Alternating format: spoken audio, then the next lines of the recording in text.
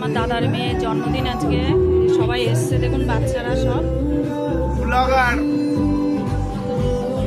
এই যে খেতে বসছে এখন সব, এই যে খাটের উপরে বসে আছে।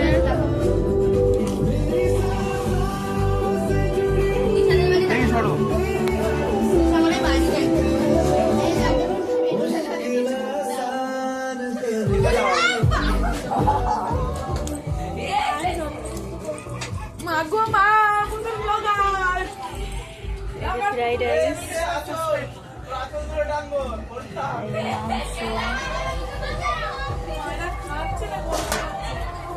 এই সাইডে চাটনি, পাঁপড় আছে, পায়েস আর মিষ্টি আছে ফ্রিজে, দই মিষ্টি। আর সবাই মিলে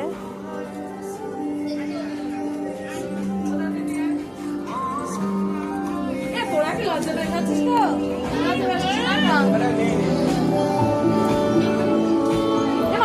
একটু সব লজ্জা পেয়ে খাচ্ছে, বুঝতে পারছি।